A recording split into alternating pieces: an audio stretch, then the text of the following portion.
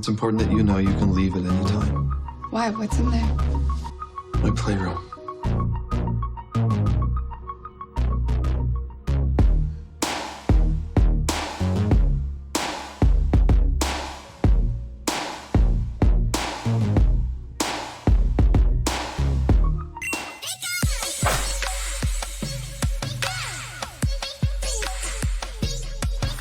Hey everybody, what's up from Pokemon Classics, reminding you that the classics never go out of style. Today is Amazon Prime Day, and that means I've spent my morning scouring hundreds and hundreds of Amazon Prime listings. Now, I was looking for things that are good Pokemon-related content, Pokemon items, Pokemon display pieces. And if you've watched my channel for a while, you know that as a collector, I enjoy collecting cards, but I also take a lot of pride in being able to display some of those cards and feature them in unique ways. I also have a whole Pokemon office here that I'm always looking for ways to update and add some extra Pokemon flavor to the mix. Now, all of these different items I have featured, I'll have links for down in the description below. So if you see anything you like, go ahead and visit those links. Now, for full disclosure, these are affiliate links. So if you decide to buy anything, Amazon provides me with a small commission on the purchase. Doesn't cost you anything extra, but it does help out the channel. But absolutely no obligation. These are all items that I thought were cool and that might be useful to some of you out there. Anyway, we'll take a look at some items for card storage, card protection, card displays, as well as just some items that I thought were unique, interesting, and fun. So anyway, guys, let's roll into some Amazon Prime listings. All right, first up, we have something that's pretty standard, and that's simply card sleeves. Now, these are pretty basic, but I personally really like the Ultra Pro sleeves. And they're nothing special, but at $14 for 1,000, that's a pretty good deal. It's not a special for Prime Day today. I think that's just their regular sale price. And I did find some other ones that are advertised as on sale, like these low budget 600 count sleeves for $850. Now, I don't know if that's actually a better deal. I'd have to do the math. It's pretty close. Personally, I'd stick to the Ultra Pro ones, but there are some other ones out there that are being advertised for sale.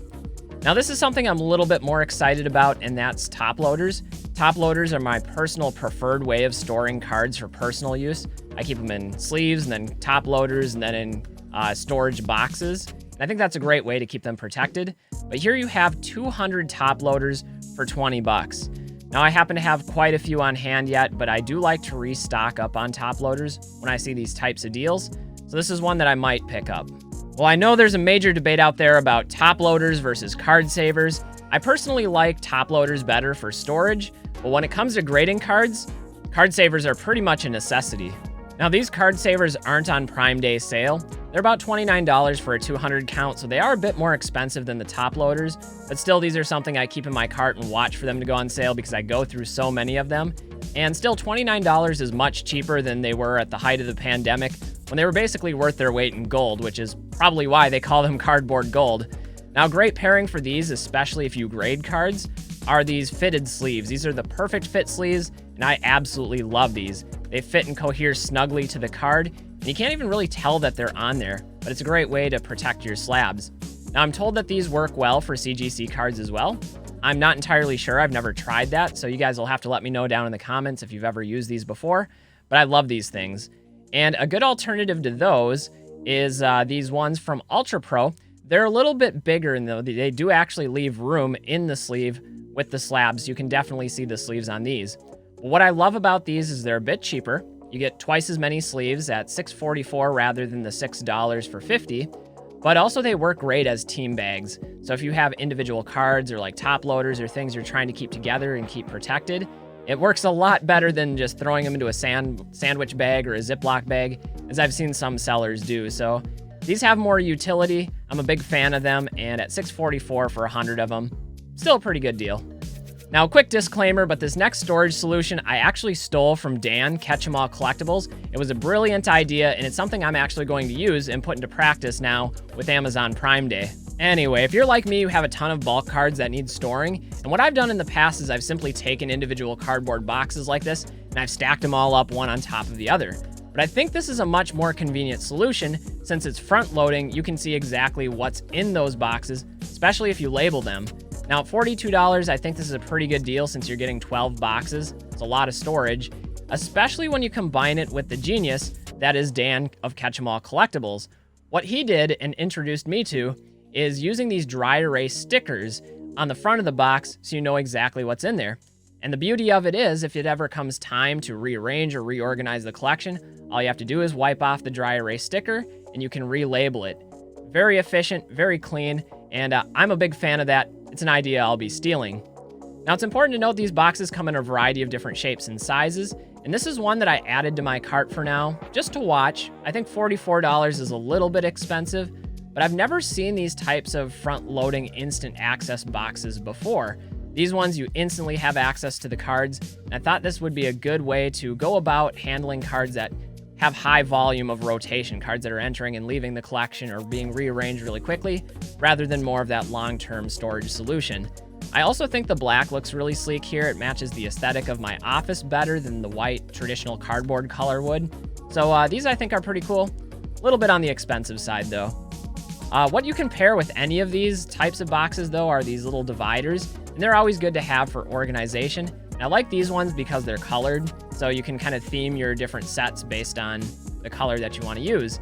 At $7.99, a little bit expensive for dividers. I mean, you could easily just cut up some pieces of cardboard or use something else to create those dividers yourself, but these look nice and they have pretty good reviews. So one of the items I added to my list.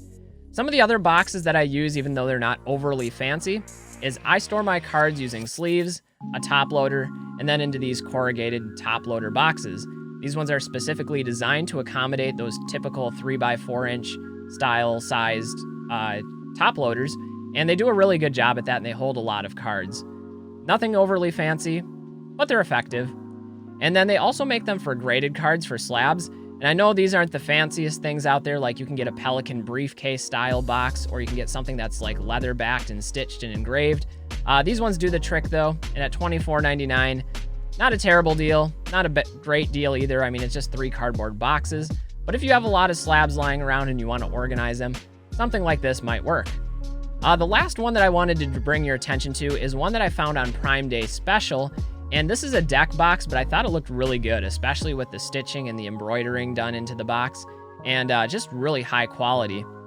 So you can see the interior of the box. There's like a spot for individual cards. There's a little pull-out drawer as well as like another little storage area. And this actually comes in a number of different colors. So you got like the standard red Pokeball. There's a blue Great Ball looking type. The black one I think looks pretty nice. But they also have them in different sizes. The smaller size is about half the cost at $10.39 versus the larger one, which is just under $20. I don't know if I'd really have any practical ability for this, but if you do play the game, if you travel to leagues, this might be a cool way to show up in style. All right, to all my binder collectors out there, this disclaimer is for you, but please avoid using 3-ring binders for your collecting needs. Now, this isn't the case with every single binder out there, but often 3-ring binders are notorious for leaving compression dents on cards. This often happens where the rings on the binder meet the actual binder pages. Instead, I would recommend binders like these. This is the Ultra Pro Premium Binder Collection, and they come in a number of different designs and different graphics, but what I really love about these is the pages are tethered into the binder itself, rather than relying on a 3-ring binder system. Now, at $24.49, under $25, I think this is a great value. It holds 360 cards, and it has a squishy exterior and stitching design that just looks and feels premium. In fact, I have some of these myself, and one of the more recent ones that I got is the Pikachu one. A little bit hard to tell from this image, but there's an embossed Pikachu pattern on it. And again, it has that squishy exterior and it just feels really nice to the touch. This one isn't on sale though. This one's about $32. And then the third one that I found was this Pikachu one, which is a little bit cheaper at $29.55. But again, these are great binders, a lot safer for your cards than the 3-ring binders out there. Next, for those of you like me that love collecting graded slabs, there are a lot of great display options there for showcasing some of your favorites.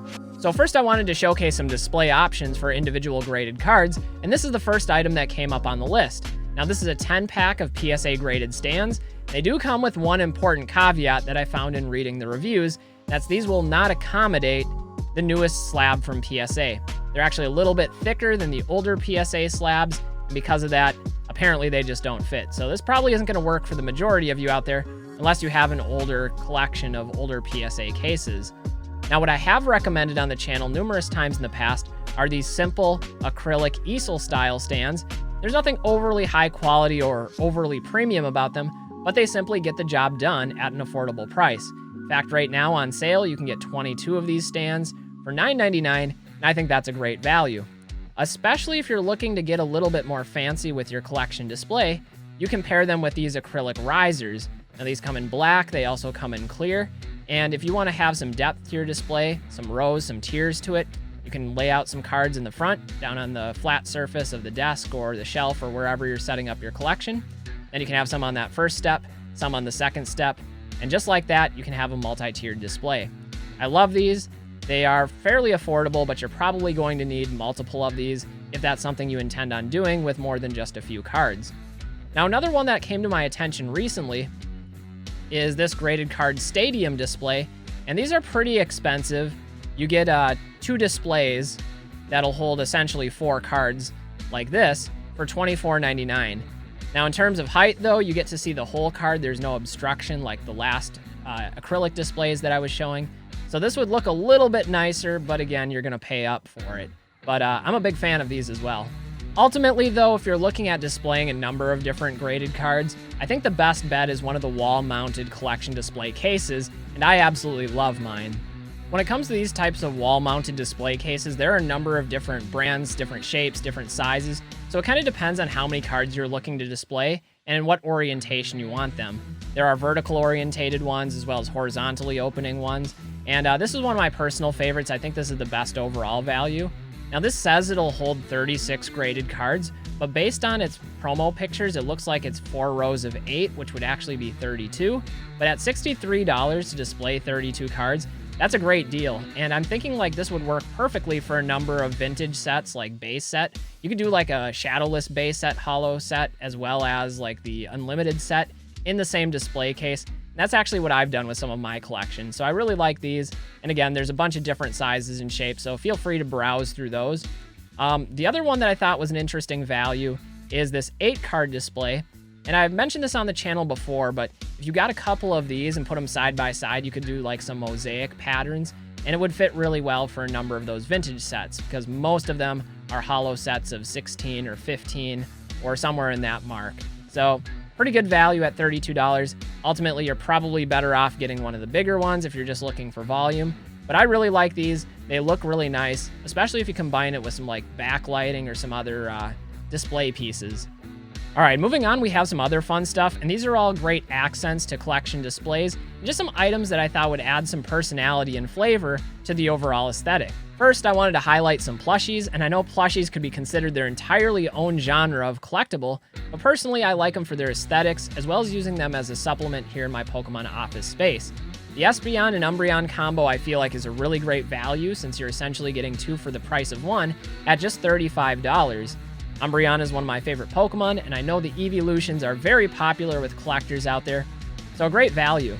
I also wanted to highlight the Snorlax, which is currently on sale for Prime Day for $23, and I like the fact that it specifies that it's 12 inches tall, which is noticeably smaller than the real Snorlax, so just something to keep into consideration. Another item that I really like that I've actually purchased before are these 3D window decals that look like a Pokeball is just smashed through your car windshield. I do think that's their intended usage. They're meant for cars, but I've actually put them to use in a slightly different way.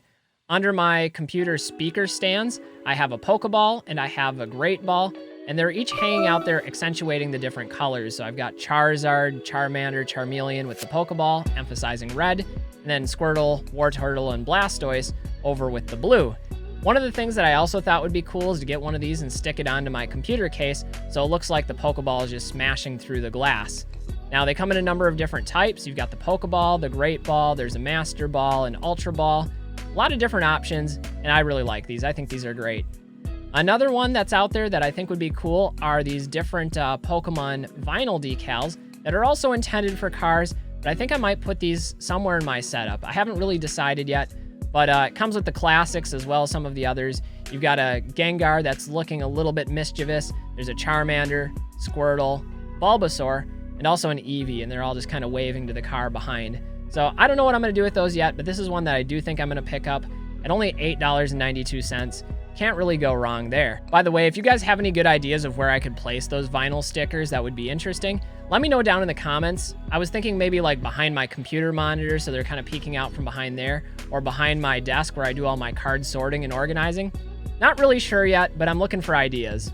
Another item I found while browsing the Prime Day deals for Pokemon was this playable action figure set. They're called battle figures. And this one makes perfect sense to me. That's the Venusaur evolutionary line, so you get the Bulbasaur, the Ivysaur, and the Venusaur. But then the next one that came up made no sense to me from a marketing standpoint or a playability standpoint. That was this combination of Blastoise and Charmander. Now, if kids are playing with these as action figures, let's think about this, but Blastoise is a massive turtle with a pair of hydro cannons, and Charmander is a Pokemon that dies if its tail flame goes extinguished. I really don't know what they were thinking. This doesn't seem like the ideal optimized pairing, if you ask me.